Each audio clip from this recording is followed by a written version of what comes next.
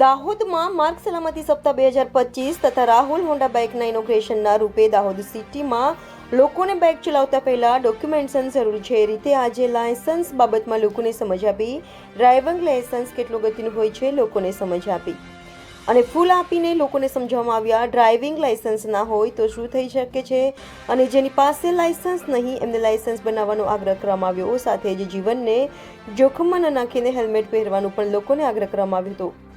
દાહોદમાં traffic police સાથે એક સંયુક્ત કવાયત રાખવામાં આવી હતો. લોકોને લાયસન્સ, હેલ્મેટ તથા આપણે કેવી રીતે અવેરનેસ કરીએ અને કેવી રીતે સેફ્ટી રાખવાનું, જેવી રીતે આપણા પરિવારમાંથી કોઈને તકલીફ પડે નહીં, લોકો હેલ્મેટ સાથે રહે તો કોઈને પણ તકલીફ નહીં પડે અને ગાડી ચલાવવાના અમુક નિયમો છે અને કેવી રીતે ગાડીઓ ચલાવવાની. આ બાબતમાં રાહુલભાઈ તલાટી દ્વારા અને ટ્રાફિક પોલીસ સંયુક્ત રીતે દાહોદની જનતા સાથે જ લોકોનો પણ આગ્રહ કરવામાં આવ્યો હતો. Bureau chief Sanjay Jaiswal, Gujarat crime news, Mahisagar.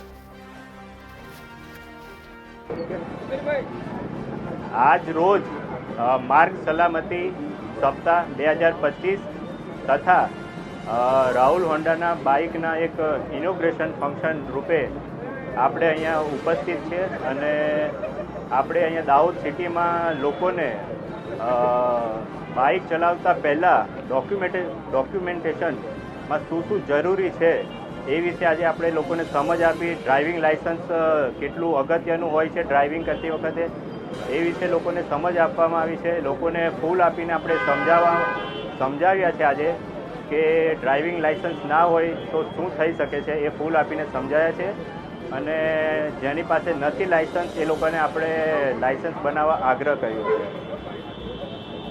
આજ રોજ રાહુલ હોન્ડાના બે વ્હીકલના લોન્ચિંગ હતા.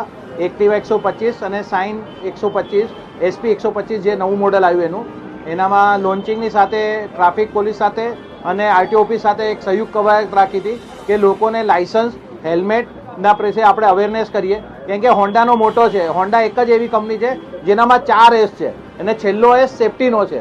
એટલે સેફ્ટી વગર આપણા બધાના પરિવારમાંથી કે કોઈમાંથી કોઈ તકલીફ પડે ને કોઈ જતું રહે. એટલે અમારો મોટો છે કે હેલ્મેટનું અવેરનેસ વધે, લોકો હેલ્મેટ સાથે રહે અને પ્લસ બધી જ વસ્તુના રાઇડિંગ ગેર પડે. એના માટેની અમે વિડીયો બી ને બધી વસ્તુની પ્રિપરેશન કરી ને ગાડી ચલાવીએ છીએ. ગાડી કેવી રીતે ચલાવી એના અમુક નિયમો છે કે ભાઈ સેફ્ટી ગેર પહેરવા જોઈએ, શું કરવા જોઈએ, એની અવેરનેસ માટે અમે પણ આગળ બધા ઓફિસો જોડે કોર્ડિનેશન કરીને આગળની કાર્યવાહી અમારા થકી જે બી અમને મદદ થશે એ અમે કરીશું. Thank you.